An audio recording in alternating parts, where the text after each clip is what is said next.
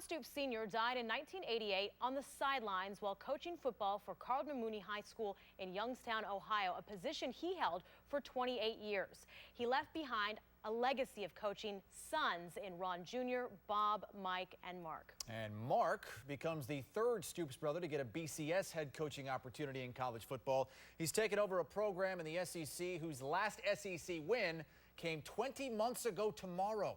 Chris Fowler now with the youngest Stoops brother, Mark. Well, thank you. Yeah, Mark Stoops, well aware of the challenge in rebuilding Kentucky. But let's talk first about the advice you've worked for and watched and waited under some very talented guys, your brothers included, for this moment. What's the best advice they gave you about being the boss of the place? Best advice, just be yourself. You know, be yourself, go with your gut, and trust your instincts. Worst advice? Probably fight with the media right away. Well, you use the honeymoon while you've got it in Kentucky. Right. There's lots of enthusiasm, more than 50,000 at the spring game. Ticket sales are up. Your early recruiting for 2014 looks promising. Those guys can't help you win games this fall. What's the message to people about expectations and to your guys who have inherited a new coaching group off a bad year? Yeah, just to improve. We have a long process to go through right now, but we're excited. You know, the summer's going really well. Players are working extremely hard. We're looking forward to just getting in camp and just get better, just to improve this program. When you take over a defense in Florida State that had some bad numbers before you got there, you got them up, improved them very quickly, but it's not that easy to do, to improve a defense dramatically, and Kentucky's defense needs dramatic improvement. What are the incremental steps? What are the things you look for beginning this season? Well, I would love to make the same steps that we made at Florida State. That would be very challenging, but it would help with just developing the players we have, get them better. It's our job as a coaching staff to put them in a position to be successful, have something to hang our hat on. You know, too many times coaches want to run a little bit of everything. You know, we have to get good at something and build on that.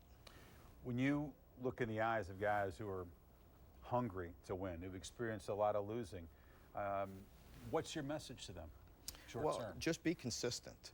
You know, you have to be very dedicated, work extremely hard, but we need to be more consistent with what we're doing. Do you have to teach them how to win?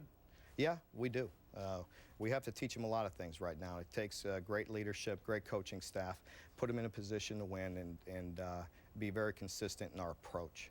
When that many people turn up for the spring game, what does it say to you about the hunger to win at what's always been labeled? I mean, you don't want to hear it, but Kentucky's been labeled over and over again by your rivals in the conference, a basketball school. Well, with that support, it shows me that there's great fans in the state. They want to be good in all of our programs. So basketball deserves the credit they've gotten because they've been good for a long period of time. We're trying to strive to be there, but the fans showing up, 50,000 people in the spring game, that shows me there's going to be plenty of support in Kentucky. Quarterback is a position I probably talked to every coach who sat here about. You've got a quarterback derby going on. Where does that stand? What are your expectations for the position, whoever you choose? Yeah, we have three quarterbacks that had some good days and some bad days in the spring. We'll see how they did throughout the summer. We're going to have to work our way through this in camp, but three very good players, very good leadership skills, but that's a big part of it. Who can take the reins of the offense? Who could be the leader? We're going to need some strong guys on this team to step up and lead this team, so we'll see where we're at. I've known you a long time. We've laughed about it. You're a Stoops, and you're fiery on the sidelines. You see the montage there.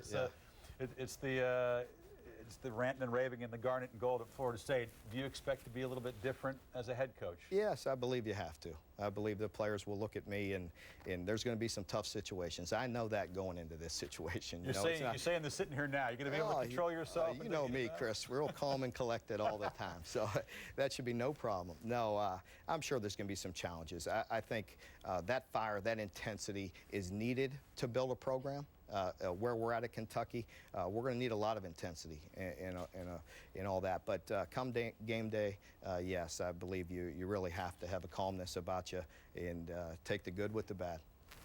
You come from a coaching family. You know, Bob, your older brother, has certainly calmed down. Do you think it's a different time in college football? Do you think the expectations for for even in what used to be unguarded moments on the sidelines, now with all the cameras there, is it changed a lot? Yeah, I believe it has. I really do. And I think once you get that label, it's really hard to get rid of it because, as you know, there's many plays in a game, and you could be calm through the entire game, and the minute you know, have any kind of outbreak, if they're looking at you and if they want to, then it's not going to be a good situation. So I'm just going to be myself first and foremost. I think that's one of the things that my brothers always talk to me about is just be yourself, be who you are. So be a calmer self, be a cooler, calmer. That's correct. Right? Absolutely, Chris. Wish you the best with that, and at Kentucky as the Wildcats look to rebuild from the ground up in Lexington. Guys. Thank you.